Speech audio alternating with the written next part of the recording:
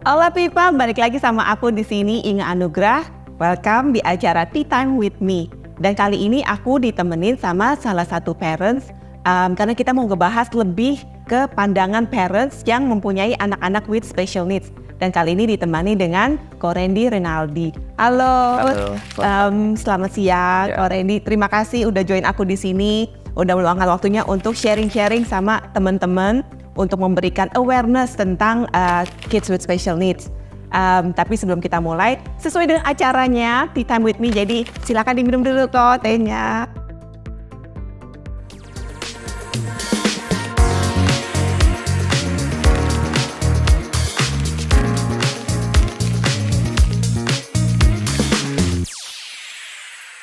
Oke, Kak Randy, jadi boleh dikasih tahu nggak ini kalau anaknya Kak Randy ini special needs-nya tuh apa ya?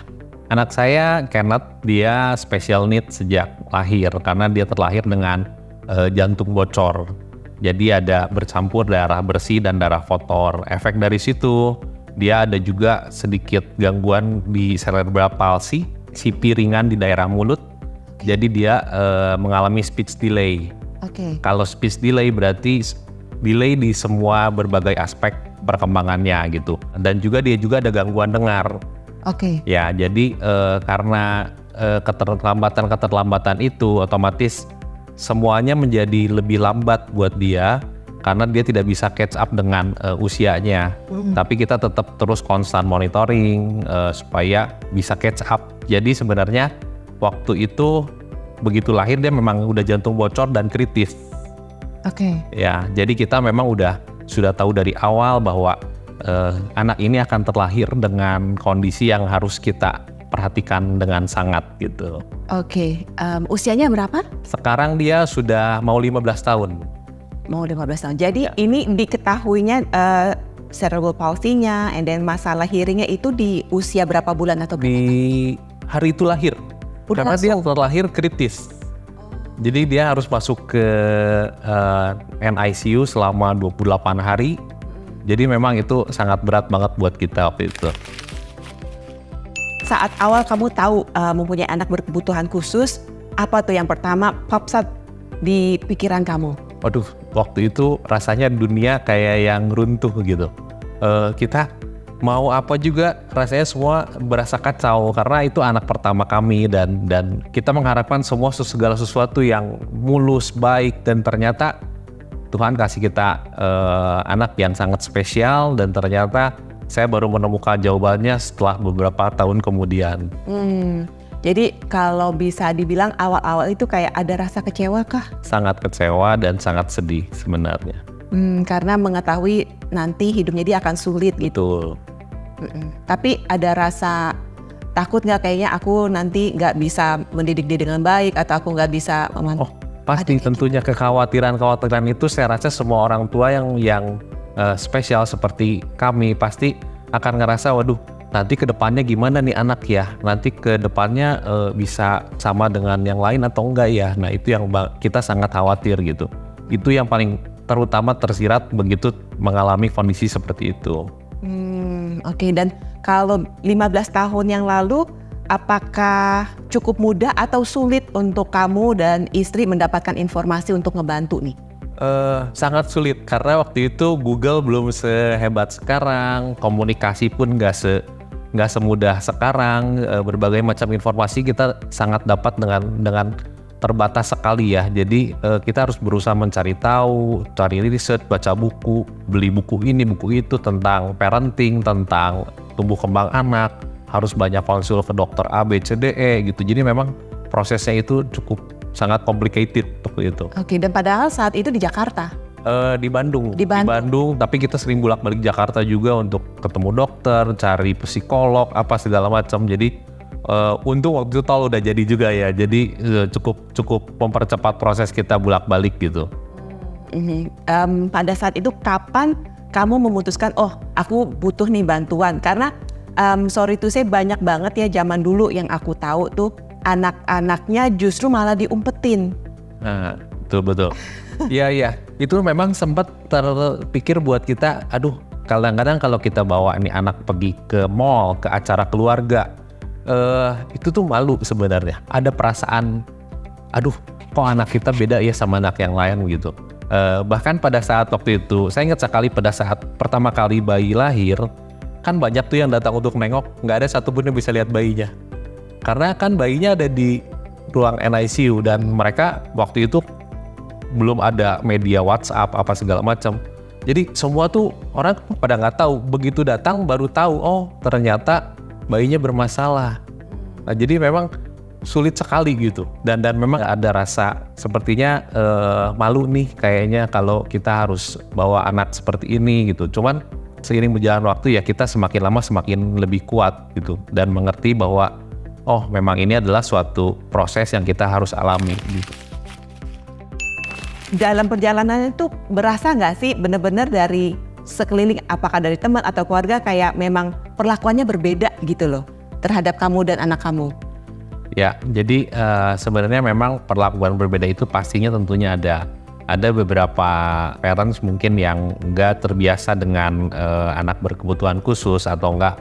Bahkan yang paling polos ya anak kecil lainnya yang nggak terbiasa dengan anak-anak yang berkebutuhan khusus. Pada saat mereka bersama anak-anak berkebutuhan khusus itu kadang-kadang mereka malah pergi menjauh. Bukannya bermain bersama, bukannya berinteraksi bersama, tapi cenderung lebih menjauh. Dan itu sebenarnya kenapa kita perlu meningkatkan disability awareness, mulai dari level yang lebih kecil hingga yang lebih dewasa gitu, supaya memang semua orang lebih menerima bahwa di dunia ini tidak semuanya sempurna. Ada beberapa orang yang memang memiliki keterbatasan tertentu berkebutuhan khusus seperti itu. Dunia itu nggak hitam putih tapi colorful. Betul. Banyak warnanya. Aku rasa ini penting buat orang dewasanya, untuk parentsnya ngajarin anaknya gitu loh, ngomongin anaknya bahwa banyak yang berbeda-beda, tapi berteman aja, ya kan? Jadi jangan justru malah ngajarin anaknya in a way bahwa karena dia berbeda dijauhin. No, justru kamu sesuatu yang berbeda itu karena sometimes orang seperti aku pernah bilang sebelumnya, orang-orang tuh sering takut karena hal yang nggak biasa. Hal yang nggak lazim bagi mereka tuh jadi seperti sebuah ancaman, but it's not. Jadi kalau kamu nggak tahu sesuatu, you learn. Kamu tanya, kamu cari tahu. Bangkitkan rasa support kamu, rasa empati kamu sebagai manusia. Just focus to be a better human being. Pada saat itu, apakah kamu lebih kayak cuman dengan istri aja berusaha yang terbaik, atau kamu mencari komunitas, mencari teman-teman gitu?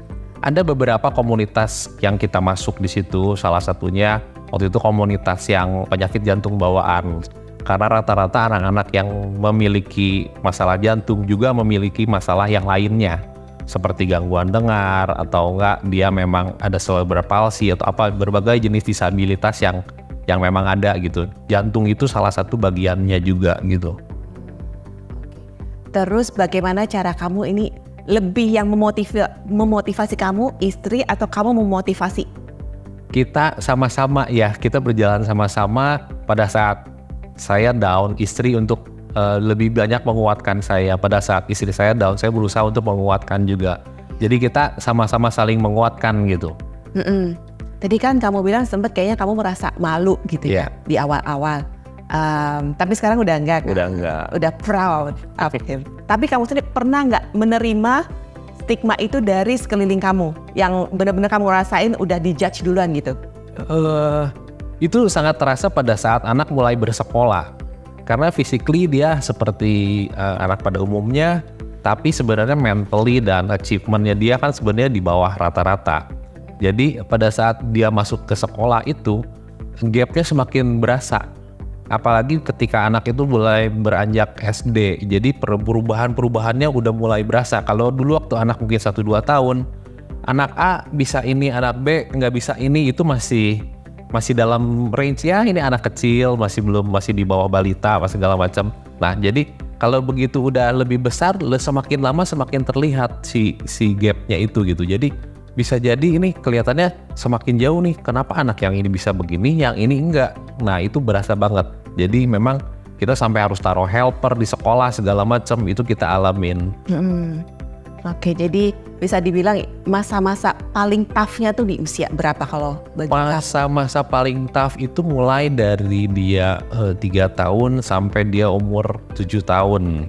Karena itu golden period kita buat memasukkan semua materi-materi yang harus di catch up mengenai dia punya keterlambatan. Jadi kita harus ikut terapi.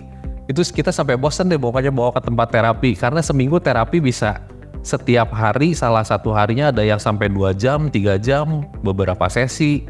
Kita bawa ke psikolog A, B, C, D, E, dokter tumbuh kembang A, B, C, D, E, kita coba semuanya gitu. Karena ya kita harus keep monitoring anak tersebut, jangan sampai nanti kita terlena di kedepannya gitu. Jadi kita nggak mau menyesal di kemudian hari gitu. Bahkan kadang-kadang pada saat kita melakukan proses itu ada yang bilang, aduh ngapain sih lu ikutan terapi ini, terapi itu, nggak guna. Tapi kita yakin gitu bahwa apa yang kita berikan ke anak ini pasti akan berguna di kemudian harinya. Ternyata benar, begitu dia semakin beranjak lebih besar, oh dulu nggak akan bisa nih kalau nggak terapi itu, dulu nggak akan bisa nih kalau nggak ikut sesi yang itu gitu. Jadi memang itu semua harus diproses. Kita ngikutin, kita yang jalanin. Suara-suara dari luar yang jelek kita nggak usah dengerin. Yang bagus oke kita terima gitu aja. Jadi memang harus ada trial and error. Betul, trial, karena masalah mendidik anak yang berkebutuhan khusus itu saya rasa nggak ada benar, nggak ada salah. Anak yang kembali ke rumah, anak ada sama kita yang lebih bisa melihat yang kita lakukan benar atau enggak sih, salah atau enggak sih gitu. Jadi semua memang balik lagi ke kita ya sebenarnya. Iya. Personal ya, jadi kamu sebagai parents dengan anak with special needs, kamu tuh punya nggak sih merasa kayak, aku harusnya dapat special treatment karena anakku special, kayak merasa ada privilege tertentu gitu, like mestinya society mengerti aku karena anak aku nih special, jadi harusnya ngertiin aku deh gitu, kayak perasaan kayak gitu ada? Itu pasti ada waktu, apalagi berasa waktu kita awal-awal ya, pada saat anak itu sakit, tantrum, waktu dia masih kayak 2-3 tahun gitulah. Pada saat kita pergi ke dokter aja, antri dokter nih, urusan antri dokter aja, kan namanya dokter itu antrinya wah udah kejar-kejaran sama nomor itu tuh. Nah kita kadang-kadang aduh minta dong, tolong dong, kan kalau anak kita tuh special need nih, kasih privilege dong, lebih cepet dong masukinnya. Terus kalau misalnya dia tantrum bisa diduluin dong gitu. Itu kita expect banget sebenarnya. Tapi lama-kelamaan kita tahu rasanya kok salah ya kayaknya kalau kayak begitu.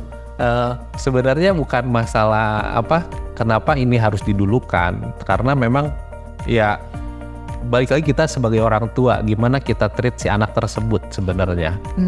Kalau memang kita bisa wait, bisa menunggu, bisa membuat anak itu tenang, kenapa kita harus mendapat privilege khusus saya rasa. Karena pada dasarnya semua anak memiliki hak yang sama. Iya. Ya, jadi mau itu special needs atau bukan, menurut saya pribadi harusnya disamaratakan saja. Tapi tanpa memandang beberapa hal memang harus dikategorisasikan dengan toleransi. Tapi itu setelah dia beranjak lebih dewasa lah saya rasa. Sekarang udah lebih besar nih si anak. Anaknya sendiri nggak mau dibedain. Betul, itu tuh. Ya. Anaknya nggak mau dibedain. Dia pengen kita treat sebagai anak pada umumnya. Iya. Meskipun dia banyak kekurangan. Iya. Jadi misalnya urusan kecil aja. Ada beberapa anak saya tuh instructionnya, menangkap instruction itu kurang bagus. Jadi pada saat kita instruction, kita itu harus pelan, jelas. Jelasnya secara pelafalan, secara instruksi. Kalau misalkan terlalu rumit, dia suka nggak nangkep gitu. Nah, jadi pada saat kita ngasih instruksi, kita usahain jelas, pendek, singkat, jelas gitu. Yeah. Begitu juga pada saat kita instruksi ke anak kita yang lain, kita juga treatment dengan cara yang sama. Jadi pada saat, si Koko nggak bisa tuh, nggak nangkep kita ngomong begitu, kita bukannya ngejudge dia nggak bisa, tapi kita oke, ya udah, kita bantu dia. Yeah. Kali ini kita bantu dia. Next time dia udah ngerti pada saat kita ngomong begitu, harusnya tuh begitu. Jadi sebenarnya balik lagi ke society, lingkungan, kalau itu menerima, anaknya akan terus berkembang. Dan dia sendiri percaya dirinya lebih naik, merasa dia tuh setara, dia pede gitu. Kalau sekarang anak saya tuh udah jauh lebih berkembang gitu. Keluar gereja dia bisa pergi jajan sendiri ke tukang jajan. Kalau dulu nggak berani, karena dia ngerasa aduh gua nggak bisa nih, nggak mampu ngomong sama orang. Sekarang udah bisa. Iya. Mau itu benar atau salah dia berani lakuin gitu. Pokoknya dia coba dulu gitu. Iya, bagus banget itu. Harus berarti coba dulu. Nah, sebagai orang tua yang berkebutuhan khusus, apa nih menurut Randy yang perlu dipahami oleh masyarakat umum untuk bisa punya nih ada lingkungan yang lebih inklusif? Ya, lingkungan inklusif itu kan berarti kombinasi antara yang tidak apa-apa dengan yang membutuhkan berkebutuhan khusus gitu ya. Jadi di sekolah anak saya yang sebelumnya itu cukup bagus karena itu adalah sekolah inklusi. Jadi dia di mix, satu kelas ada 10 anak yang biasa dan 2 anak yang berkebutuhan khusus. Dan gurunya sendiri ada 2, satu ajar 8, satu ajar sisanya yang berkebutuhan khusus. Nah, jadi komposisi ini saya rasa bagus karena si anak pada saat dia dikasih materi, ternyata anak itu bisa menangkap materi itu, dia akan berikan materi itu. Tapi pada saat anaknya tersebut kelihatannya sulit untuk menangkap materi itu, dia akan ditarik oleh si helpernya, dipersempit skopnya. Jadi tetap market yang society yang menerima ini, gabungan antara yang tidak berkebutuhan khusus dan berkebutuhan khusus itu akan menjadi membantu si anak yang berkebutuhan khusus lebih berkembang saya rasa. Karena kita pun coba dengan ada beberapa anak ada 1-2 anak di kantor yang memang sedikit kekurangan, ada yang gangguan dengar, ada yang attention deficit di kantor kita. Tapi ternyata anak itu bisa berkembang. Kenapa? Karena lingkungan tempat bekerja kita nggak pernah ngejudge itu. Jadi pada saat dia nggak bisa bukannya ditekan tapi dibantu. Iya. Setelah dibantu dia berubah, dia bisa gitu. Jadi terus berkembang dengan lingkungan yang menerima, semua akan berkembang. Jadi inklusi itu saya rasa memang harus menyetarakan dengan toleransi tentunya. Nggak bisa, karena secara performance 100% ya nggak bisa jadi 100%. Tapi dengan toleransi itu bisa menjadi 100% gitu. Kak Randy, ada nggak satu momen tertentu atau satu milestone tertentu yang kamu banggain banget, yang bisa kamu share nih ke teman-teman, supaya teman-teman juga, wah ternyata bisa loh begini-begini. Momen spesial itu apa gitu?